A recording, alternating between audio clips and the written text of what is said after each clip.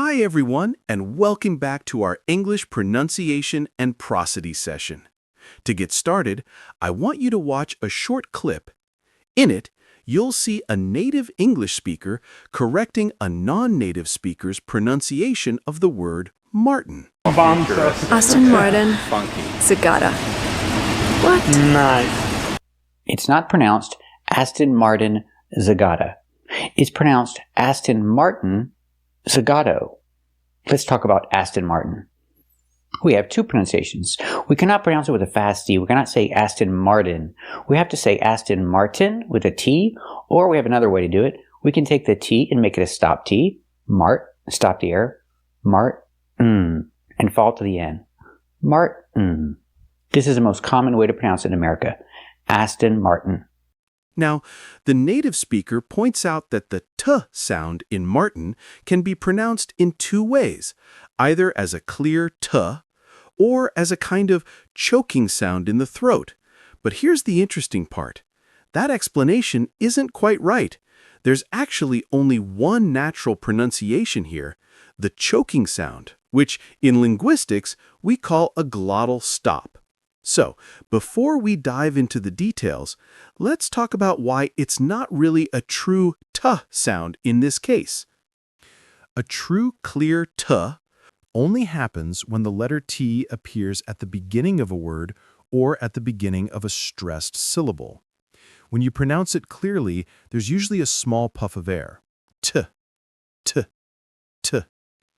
In fact, this kind of true sound isn't just for T.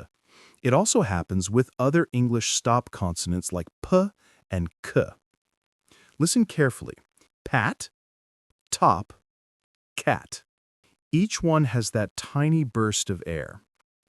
Now, in all the other situations, the T changes its sound. It doesn't disappear, it just transforms. These different versions of T are called allophones. That means they're different ways of pronouncing the same sound depending on where it appears in a word. The most common one you probably know is the flap T, that quick tap of the tongue on the alveolar ridge, like in water or city. But there's another version, the glottal stop, and it happens in a totally different situation. In American English, we often use a glottal stop when T comes before a syllabic N.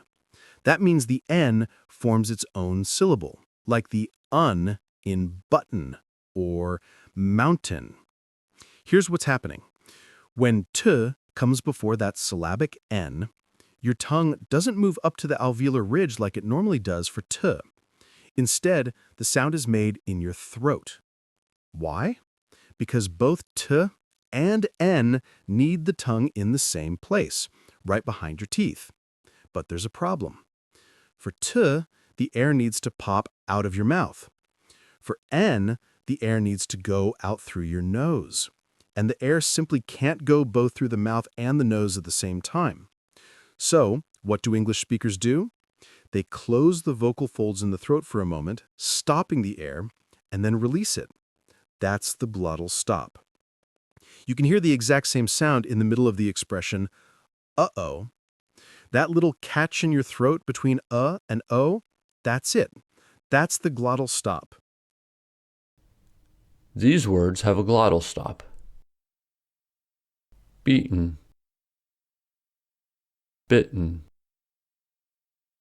Britain, button, certain, Clinton, cotton, curtain, eaten, gotten, forgotten, fountain, kitten, Latin, mitten, rotten, satin, written, mountain, sentence, Martin, shorten, important. The glottal stop can also occur when T comes between an R-colored vowel and N. For example,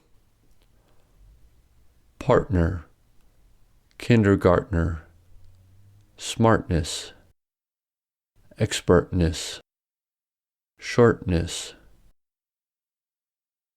So, to wrap things up, the glottal stop might seem like a tiny sound, but it's one of those subtle features that makes American English sound truly natural. Now, if you're wondering about British English, it's even more common there. Instead of the American flap T, many British speakers, especially younger ones, use the glottal stop almost all the time. That's why you often hear that light, choking sound in words like water, button, or important. The glottal stop may seem small, but it's one of those subtle features that separates textbook English from real English. Learning from native speakers can be helpful, but they often can't explain why or how they produce certain sounds. It's just instinctive to them.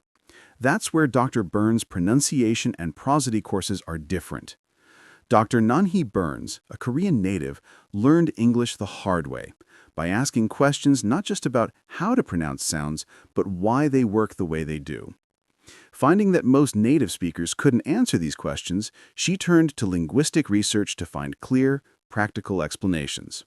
Her courses teach English based on this research, not to discuss theory for its own sake, but to help learners speak clearly, confidently, and naturally.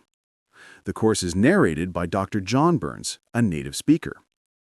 If you've tried native speaker courses and still feel stuck, it's time for something different. Dr. Byrnes' pronunciation and prosody courses.